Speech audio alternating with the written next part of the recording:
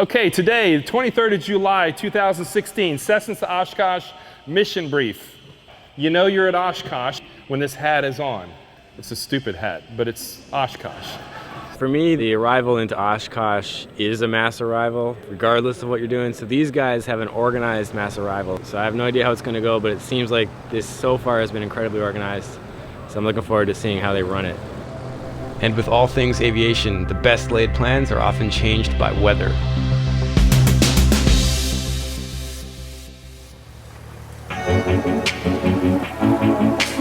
I flew to AirVenture with Larry, an American CFI who flies a Cardinal. And he went out of his way to pick us up. Okay, I thought I had the Canadian things in here, but I'm afraid I don't. We got 2 iPads, I got a flight plan. Yeah, so it's VFR and we can do that anyway. And James interviewed our Cardinal pilot beside not a Cardinal. Why did you come all the way to Canada to get us? Because I wanted to help promote general aviation, and I couldn't think of a better way than working with a very well-established and professional-looking group as the Flight Shops team, and I enjoy the channel a lot myself, so yeah, I wanted to do that. I'll be intercutting from the initial interviews and briefing for the mass arrival mission back to highlights from our cross-country flight to get here. Rodney was the first guy I talked to. He runs Cessnas to Oshkosh. So I guess tell me what's going on here. What is this whole thing? Cessnas to Oshkosh came about in 2005 as a means for me, my brother, and a couple of our friends to meet and park together at Oshkosh. In 2004, we were split up on the airfield, and we wanted to figure out how we could all park together. And they said, well, the only way that you can do that is to fly in as a group. We did all the paperwork, we did all the training, and we put together a group of what we thought was going to be 15 or 20 of our friends. Well, our first year was 50. Now we're at 94. Nice. And so it's just kind of evolved and grown after that. We have pretty much direct headwind, although now it's saying a little bit of a left crosswind, so something like that. Okay, just full power and off we go. We're getting 2,500 RPMs and 28 inches of manifold pressure. Airspeed's alive. Okay, get a little bit off the nose wheel, so it's shimmying, and there's rotation. Oh yeah, she flies nice. So I'm pushing forward to get my 90. I feel like it's yeah, trimmed down a little bit. Yeah, so there we go. So we go flaps up. Okay, I'll take the flaps up for you. So James and I were flying to Juneau, the staging area for the mass arrival with Larry, but we also needed to get our cinematographer Brock there. Besides thoroughly covering this fairly epic mass arrival process, we had a lot of production plans for AirVenture. Brock flew with John in another Cessna Cardinal. Oh my God, it's so much fun here. This event here is one of the highlights of my year. In fact, you guys are kind of cool too. Just listening to you guys and hearing the stories from Brock was, I mean, that was worth the trip to Toronto. Despite his generally being afraid to fly, Brock seemed fairly relaxed on board John's plane. As his plane has retractable gear and thus less likely to flip if they needed to ditch, John took a more direct route. We went the long way around Lake Michigan, but got a pretty cool view of Chicago. Well, you have a very deft touch. Boy, this is so smooth. Oh yeah, it's cool. I mean, I like the plane. I think I don't fly a lot, but I'm jumping in and out of so many different types. I don't suffer from the same issues I think that some people do, where they're so used to their one thing. I like have to let the plane tell me what I got to do in each type. Yeah, good point. So I like flying a lot of different types, even though I don't have a lot of time. I feel like it makes my fundamentals better when I jump in and out, but I often am testing myself. But you know, someone takes me flying and they're like, yeah, you can land it. It's like, okay, you do realize that I haven't ever flown this type, and I've flown like 2 hours in the past 3 months, but okay. So what's Oshkosh like? Give me a hint before I get there. I've never been. Oh my God, it's overwhelming. You want to be in 10 places at the same time.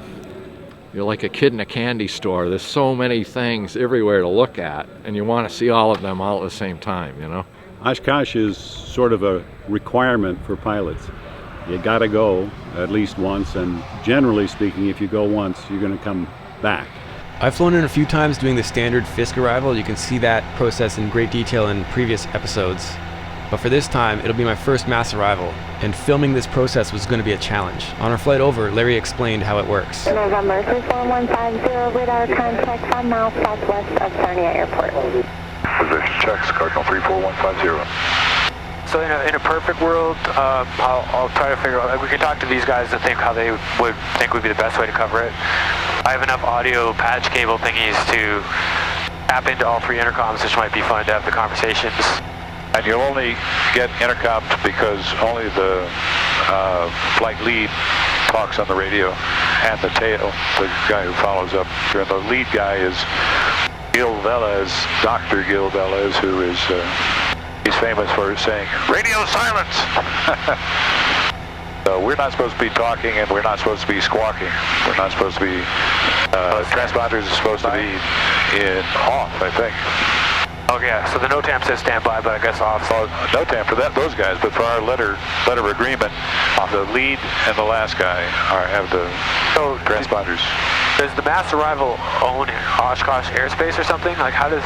Yeah, so for a certain period of time. How did the rest of the public know that? Is that in the NOTAM? It's in the NOTAM, but that's sometimes why you get a hold up there. Ah. So again, please do check out the previous episodes for how the Fisk Arrival works typically, but I was starting to realize how much different this mass arrival was going to be. What are you expecting what's it going to be like for you today? Hot, very hot and busy, but it should be really interesting. I'm really looking forward to going into Oshkosh in a big formation. It'll be safer and we won't have all the traffic, so it should be fun. But it is a much better way to do things, I think, and it's fun. And it's impressive with all those airplanes, 94 airplanes sitting on the taxiway at Juneau getting ready to take off. That is super cool. And it's a short flight, I guess, from there, right? 30 miles. Yeah, so it's just a fun little hop. And so is that scheduled for tomorrow? Yep, that's tomorrow. Tomorrow's Saturday, right? Yeah, right. So when is the briefing? It's like before the departure? It's 11:30. On day 2, we woke up to thick fog and a very hot day with the threat of severe storms. And that was the last we ever saw of James Newman. This shaky handheld footage. But the energy was great at our big breakfast as we got ready for the group briefing. So much, that's awesome.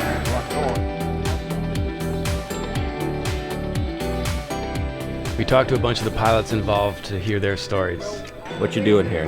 My name is Lee Myers. I'm from North Carolina. Like a lot of folks, we come from all over the country, all over the world. A lot of Canadians join us over the years. And we're waiting for the fog behind me to break. And later this afternoon, we'll go up 90-some airplanes in formation into Oshkosh, AirVenture. As with most of my experiences going to AirVenture, the excitement started way before we arrived. Flying here with Larry, I got to do my first landing in a Cessna Cardinal. Really feel that heat as we descend, eh? Okay, when we get to 110 miles an hour, you can put 10 degrees of flaps in. So hold the nose up a little bit till we slow. Okay, I'll put your 10 degrees of flaps in. There we go. Now pitch down for about a little bit past the top of the white arc. So lower the nose, maybe keep in about 12 to 13 inches of manifold pressure. A little bit more maybe. There, you're right on, glide slow. Okay, today, the 23rd of July, 2016, Cessnas to Oshkosh mission brief. From a personal standpoint, I'm looking out, I'm seeing all these people wearing white shirts. If I wasn't as seasoned as I am, I'd probably be giggling right now. It's very heartwarming knowing that you guys took the time out to come out here, devote the time to train, and make your way here so that we can all do this together. So please, give yourselves a hand for coming out. I really do appreciate it. Was she parking there or what? She just flew that thing from Texas. Like everyone says about Oshkosh, the coolest part is the aviators you meet. Sarah flies jets, but she's also a ferry pilot and came here in her Super Cub. It's the freedom of flying epitomized in an aircraft. I mean, you can roll with the windows down, it's slow, it's low. It's just complete freedom. That's all I can say about Super Cubs. It's just complete freedom. I started out yesterday morning in Houston, Texas, spent the night in Peoria, and then came up here this morning. So how many hour legs were you dealing with? I did about 2 to 3 hour legs, which is about all you can really take in this airplane. There's no air conditioning, and it was pretty hot down low, so I figured that 3 hour legs gave me an adequate fuel reserves and opportunity to have some fun along the way. Yeah. The story behind this is I originally was planning to coming up in a Cessna 182, but at the last minute my friend who was letting me use his 182 sold it. So I asked him if I could still fly in the Cessnas to Oshkosh in a Super Cub. And the trim on this airplane, you want to keep working it all the way down. That's what I'm noticing, yeah. Okay, we'll put in more flaps. Northeast. Bound for a full stop, wind Papa. Over the fence we'll go full flaps. And we're looking for about 70 miles an hour here. 757 kilo. That looks really good. Yeah, I guess I'm getting confused by the VAS. You telling me I'm high. Yeah, but it's a real long runway. That's right, yeah, okay.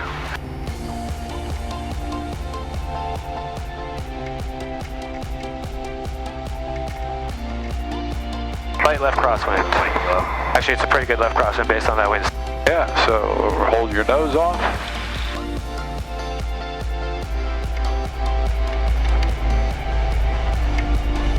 Oh, balloon, eh? Was that a gust or is that me? Probably a gust. There you go. Not too bad. Keep us going straight. I'll get that to is the so flaps. nice. 7 Alpha Tails with you on that was a hell of a balloon, eh? Yeah, it was a breeze. It was a gust. So the key is not to panic, just stabilize. Now I know we're running a little bit late. I talked to Tower just 20 minutes ago. They want us landing runway 36. You can hear the Bonanzas behind us. Oh, by the way, we're not on their course line. They're flying over us just to say hi. Or pee on the fire hydrant, whichever way you want to say. We took a minute to watch the Bonanzas fly over. But there was some tension in the air as we had a lot to cover in our briefing, and we knew there was a pretty big system on the way, and time was starting to become an issue. So I'm just looking at ForeFlight here, and the radar overlay does not look pretty. I don't know if the camera can get that, but I'll screen grab it. We've got a tiny leg to do with this mass arrival, but that storm is coming right at us, so hopefully it's not a problem. Unlike the Bonanzas, the Cessna fleet is comprised of aircraft with widely varying speeds, so the logistics are a lot more complicated to get them spaced out to fly there in a mass group. Remember when the Bonanzas flew by? You saw 3 Bonanzas, then you saw a gap and 3 more Bonanzas. That gap is 2,000 feet. We will look just like that, only in better planes. Joking aside, Rodney's job is to manage that spacing based on a carefully orchestrated launch order. Attain your en route speed as soon as possible. Alpha flight, 150s, Super Cub. Y'all are gonna be flying 80 knots. Is everyone gonna be, so you can't do all 80 or 90? We're not all doing the same speed. Are we doing the 1600? No, it is this mental gymnastics thing, and that's why I've kind of got to get back here in a bit. I start planning to launch the slowest aircraft first. Right. So the slowest aircraft that are flying 80 knots will take off and fly from here to there. Now they'll be followed by aircraft that are flying 90 knots. So they're going to be overtaking, right? Right. Followed by aircraft that are flying 100, followed by aircraft that are flying 120. So everybody's overtaking the next aircraft. But what I do here at Juneau is I build in a time gap. Okay. So you might have a 3-minute gap between a Skyhawk and a Skylane, so that when we get to Oshkosh on runway 36, when the last 172 crosses the runway, 2,000 feet behind them is the first 182. So and when the last 210 crosses the end of the runway, 2,000 feet behind him is the first twin that was flying 40 miles an hour faster. It starts off this big, and then it compresses down to this big, and everybody just goes. And you're gonna work that out with some kind of computer program? No, it comes in the head. All right. This is my day job. I do this, I fly for the Army. Okay. So we do a lot of this stuff. That's cool. Plus or minus 30 seconds anywhere in the world. Wow. When you cross the runway at Oshkosh, there'll be a plane 2,000 feet behind you. It theoretically could be that 340, but he's 2,000 feet behind you because he's been chasing you down the route. I put a minute and a half between you and him at Juneau, and he closed up that minute and a half until it was 2,000 feet behind you at Oshkosh. So keep your separation. Make sure that you fly to every waypoint. It's 13:35. The commo check will be at 14:20. And now to wrangle this herd of pilots into a gaggle of planes. But everyone was thinking about the weather. It isn't gonna happen. I'm just thinking about going ahead and getting a motel and... Oh yeah, exactly. Exactly. It looks angry. It's not severe, but it's a good sized storm. And as we all know, storms are dynamic and can develop quickly. Okay, our frequency is 123.9. For now, we still have a launch window, but it's quickly closing. Okay, stand by for the combo check in just a couple minutes. Wow, he's really moving fast. It's cool. Okay, Gil, you see the Piper Cub there at 1 o'clock. Follow her quickly. Affirmative. Well, that's Sarah there and her Cub. He's in the lead element, I believe. In part 2, we'll cover the flight, and spoiler alert, it did not go as planned. Thanks again to Patreon supporters and sponsors. These episodes are a heck of a lot of work to edit, and I'm able to spend the time it takes to tell these stories with their help. Please visit flightshops.com to see the back catalog episodes, join the mailing list so we can reach you when we publish new ones, and play our monthly contest. And as always, keep your flight shop sharp. How was that for you? It was awesome. I think some stuff happened behind me, but I guess we'll find out during the debriefing. All that matters is that we were first and nothing happened in front of us. Yeah, exactly. And I got here safe, airplane safe.